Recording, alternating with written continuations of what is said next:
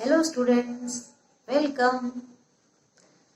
आज हम क्लास 12 के व्यवसाय अध्ययन का 6वां पाठ नियुक्तिकरण या स्टाफिंग, इसके अंतर्गत नियुक्तिकरण के तत्व, इस टॉपिक को पढ़ेंगे।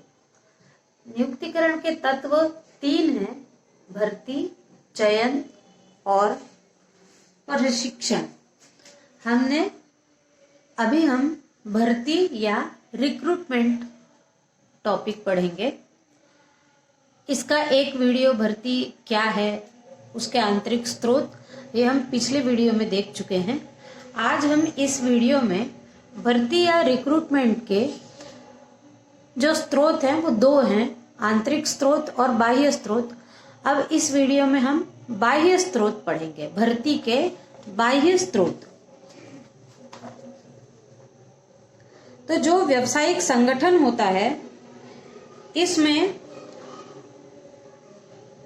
आंतरिक स्रोत के द्वारा तो संगठन में मानव शक्ति का चयन किया ही जाता है, भर्ती की जाती है, लेकिन इसका बाह्य स्रोत भी है। आंतरिक स्रोत के माध्यम से हम पदोन्नति के द्वारा उच्च पदों को प्राप्त कर तो लेते हैं, लेकिन निम्न पद जो होते हैं वो रिक्त हो जाते हैं।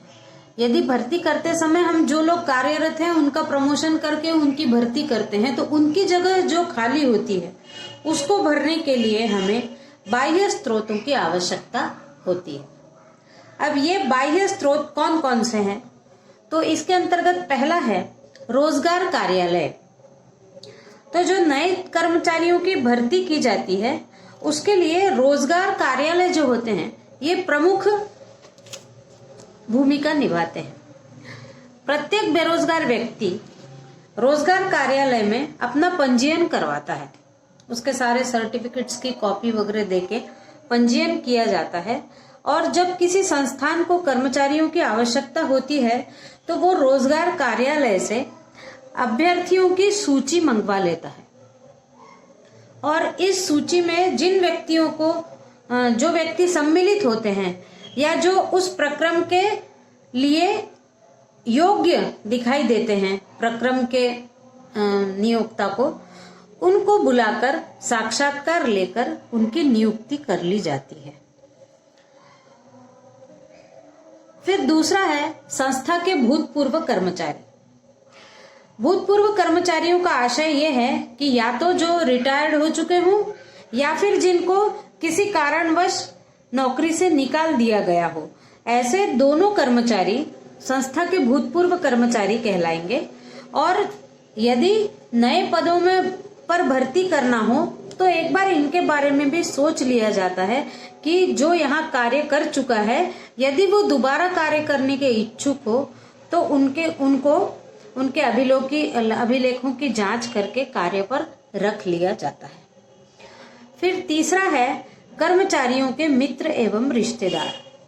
तो उपक्रम में जो काम करने वाले कर्मचारी हैं उनके मित्र और रिश्तेदारों को भी कार्य पर नियुक्त किया जा सकता है, क्योंकि जो कार्य कर रहे हैं इनके स्रोतों से यदि भर्ती की जाती है, यानी व्यवसायिक घरानों से लोग आ जाते हैं और उपक्रम को ज्यादा लाभ प्राप्त होता है। इस विधि से यदि भर्ती की जाती है तो औद्योगिक संबंधों में भी सुधार होता है। किसी दूसरे औद्योगिक क्षेत्र में कार्य करने वालों के मित्र या रिश्तेदार हो, यदि उनको रख लिया जाता है तो इससे औद्योगिक संबंध भी अच्छे हो जाते हैं।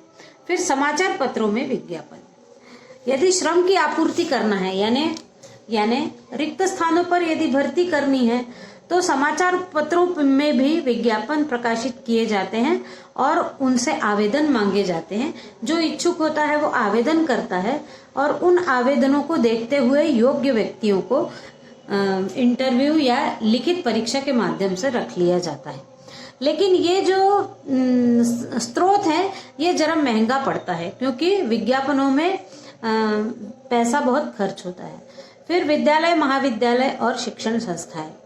तो जब व्यावसायिक उपक्रमों के द्वारा विद्यालय, महाविद्यालय और अन्य शिक्षण संस्थाओं से संपर्क स्थापित करके वहां पढ़ने वाले या वहां शिक्षण प्राप्त करने वाले जो प्रतिभाशाली विद्यार्थी हैं उनके बारे में पता करके परीक्षा लेकर उनको परिवीक्षा या प्रशिक्षणार्थी के रूप में नियुक्त कर लिया जाता है। और जब वो पढ़ाई अपनी पूरी कर लेते हैं तब वो प्रशिक्षण लेकर कार्य करना प्रारंभ कर देते हैं। आजकल इस विधि का ज्यादा प्रयोग किया जाता है। विद्यालय और महाविद्यालय में लास्ट ईयर में पढ़ने वाले विद्यार्थियों को पहले ही चुनकर नौकरी पर रख लिया जाता है और जब उनके शिक्षण पूरा हो जाता है तो वो कार्य करने अपने कार्य के स्थान पर पहुंच जाते हैं। फिर है श्रम संघों द्वारा भर्ती। जिन उद्योगों में श्रम संघों का एकाधिकार होता है, लेबर यूनियंस, उनका जहां एकाधिकार होता है वहां पर उनके द्वारा भी श्रमिकों की भर्ती कराई जाती है। फिर है कंपनी के दरवाजे पर भर्ती। यदि अकुशल या अस्थायी कर्मचारियों की आवश्यकता हो तो कंपनी के दरवाजे पर भी उनके लिए विज्ञापन लगाकर उनसे आवेदन पत्र प्राप्त कर लिए जाते हैं और फिर एक निश्चित तिथि पर उनको बुलाकर साक्षात्कार लेकर भर्ती कर ली जाती है। फिर है व्यावसायिक और वाणिज्यिक परिषदों द्वारा भर्ती। तकनीकी और उच्च अधिकारियों की भर्ती इसी विधि से की जाती है। चैम्बर ऑफ कॉमर्स और ट्रेड एसोसिएशन अपने यहाँ तकनीकी उच्च योग्यता रखने वाले व्यक्तियों की पंजीकृत सूची रखते हैं और उस सूची के माध्यम से भी कुछ उपक्रमों में भर्तियां की जाती है। फिर अंशकालीन कर्मचारियों की भर्ती। जिन व्यावसायिक उपक्रमों का आकार बड़ा है और कार्य मौसमी प्रकृति का है तो वहां पर समय समय पर कुछ थोड़े समय के लिए अंशकाल के लिए अस्थायी कर्मचारियों की नियुक्ति की जाती है। जैसे मान लीजिए कोको कोला हो गए, कोल्ड ड्रिंक्स हो गई, या फिर छाते बनाने या रेनकोट बनाने, इस प्रकार के जो व्यवसाय होते हैं वो मौसमी ज्यादा होते हैं तो उस समय अंशकालीन केवल उसी मौसम के लिए कुछ भर्तियां कर ली जाती हैं। फिर अगला है प्रत्याशियों द्वारा स्वेच्छा से प्रेषित आवेदन पत्र। बड़े बड़े ख्याति प्राप्त औद्योगिक व्यावसायिक संस्थानों में कुछ मेहनती होनहार लोग अपना आवेदन पत्र देकर रखते हैं और जब जैसी आवश्यकता हो वैसे उनको चुनकर रख लिया जाता है। फिर अगला है वेब प्रकाशन द्वारा भर्ती। आजकल वेबसाइटों के माध्यम से भी भर्ती की सुविधा होती है। इंटरनेट के द्वारा कर्मचारियों की भर्ती की जाती है। ये आजकल ज्यादा प्रचलित है। इसके बाद हमारा अगला टॉपिक है बाह्य स्रोतों के लाभ। अब ये जो हमने बाह्य स्रोत देखे हैं इनसे क्या क्या लाभ है। तो पहला लाभ है योग्य कर्मचारी। बाह्य स्रोतों के द्वारा नवीनतम ज्ञान वाले कर्मचारियों की भर्ती होती है और इसका व्यवसाय के लिए बहुत अच्छा उपयोग होता है। फिर प्रतियोगिता। उपक्रम में जो कार्यरत हैं वो अपने उच्च पद के लिए आवेदन करते हैं, लेकिन यदि उनको ऐसा पता चलता है कि बाहर से किसी को लिया जा रहा है तब वो अपनी योग्यता को और अपने कार्य क्षमता को बढ़ाने का प्रयत्न भी करते हैं ताकि किसी दूसरे को न लेकर हमारी ही उन्नति हो जाए। फिर पक्षपात की संभावना नहीं। जब समाचार पत्रों के माध्यम से और सामान्यतः जब बाहर से भर्ती की जाती है तब किसी भी प्रकार का पक्षपात होना संभव नहीं होता है। अब ये हम कह रहे हैं लेकिन होता है। कुछ कुछ बातें किताबों में लिखने की होती है लेकिन कुछ कुछ जगह पक्षपात भी होता है। फिर है नई प्रतिभाएं। बाह्य भर्ती से क्या होता है कि नए नए ज्ञान प्राप्त प्रशिक्षण प्राप्त लोगों का चयन होता है और इससे उपक्रम को लाभ होता है। अब हम अगला टॉपिक देखते हैं बाह्य स्रोतों से हानियां। तो जैसे बाह्य स्रोतों से कुछ लाभ है वैसे ही बाह्य स्रोतों से कुछ हानियां भी हैं, जिसमें पहली हानि है वर्तमान कर्मचारियों में असंतोष। जब बाहर से लोगों को लिया जाता है या भर्ती किया जाता है तो वर्तमान जो कर्मचारी हैं वो अपने आप को उच्च पद के लिए अयोग्य समझने लगते हैं और पदोन्नति के अभाव में उनकी कार्य करने की क्षमता प्रभावित होती है। फिर ये महंगी प्रक्रिया है। बाह्य स्रोतों से यदि बुलाते हैं, लेते हैं, भर्ती करते हैं तो ये एक महंगी प्रक्रिया है क्योंकि इसके दौरान विज्ञापन दिए जाएंगे, उसके बाद चयन किया जाएगा, इसमें बहुत धनराशि खर्च होती है। फिर है दीर्घ प्रक्रिया। बाह्य स्रोतों से जो भी भर्ती की प्रक्रिया है वो बहुत दीर्घ हो जाती है। पहले रिक्त पदों को देखना, पता करना, उसके बाद उन रिक्त पदों के लिए विज्ञापन का प्रकाशन करना, उसके बाद उनसे आवेदन पत्र प्राप्त करना, उनकी छटाई करना और उसके बाद उनको साक्षात्कार के लिए बुलाना। तो ये एक बहुत लंबी प्रक्रिया हो जाती है। फिर कर्मचारियों का पलायन। उच्च पदों पर पदोन्नति प्राप्त करने की संभावना होने के कारण यदि उनकी इच्छा पूरी नहीं होती है तो कर्मचारी दूसरी कंपनी में अच्छे अवसर को स्वीकार कर लेता है और कंपनी से पलायन कर लेता है।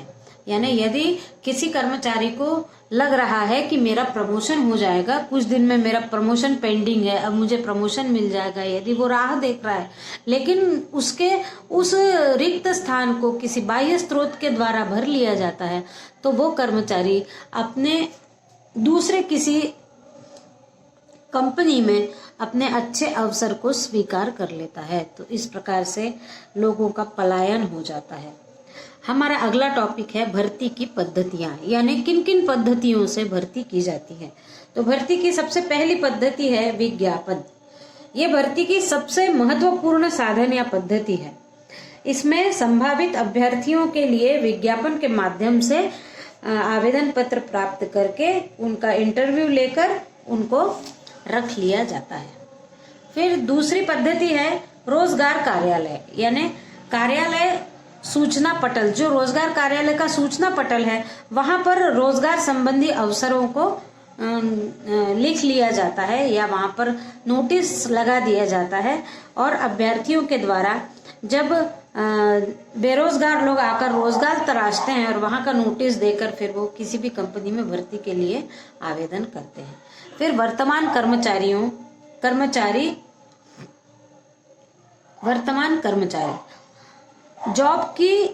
जॉब्स की उपलब्धता की जानकारी अपने वर्तमान कर्मचारियों के माध्यम से गृह पत्रिकाओं में, सूचना पटल पर, विज्ञप्तियों में और आपसी बातचीत के द्वारा यहाँ से वहां पहुंचती है और लोग आवेदन करते हैं। फिर निजी संस्थाएं। कुछ निजी संस्थाएं भी जॉब्स की उपलब्धता की जानकारी संभावित अभ्यर्थियों तक पहुंचाती है और उच्च और मध्य स्तरीय प्रबंध के पदों के लिए इसी प्रकार की सेवाएं की जाती है। फिर मध्यस्थों द्वारा भर्ती। औद्योगिक संस्थाओं में जॉब्स के लिए मध्यस्थों के मार्फत भी भर्ती की जाती है।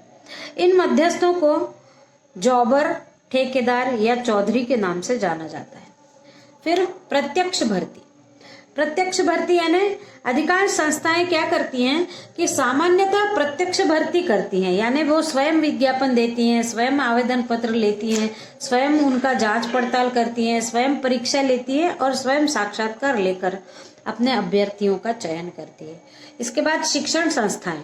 तकनीकी और प्रबंध शिक्षण संस्थाओं में नौकरी दिलाने के विभागों की स्थापना की जाती है और ये विभाग शिक्षा समाप्त करने पर विद्यार्थियों को नौकरी की तलाश में सहायता करते हैं। फिर है वर्तमान नियोक्ता। कभी कभी कर्मचारियों का वर्तमान नियोक्ता भी, यानी जो कंपनी का मालिक है, वो भी कर्मचारियों की अन्यत्र नौकरी की तलाश करता है। यानी यहाँ कार्य करने वाला व्यक्ति कहीं और भी कार्य अच्छा कर सकता है, इसके लिए उसको भी नौकरी तलाश कर देते हैं। विशेष करके जो सेवानिवृत्ति के समय सेना होती है, सेना में कार्यरत लोग हैं, उनके लिए अच्छी नौकरियां तलाश कर दी जाती हैं। इस वीडियो में बस इतना ही। धन्यवाद।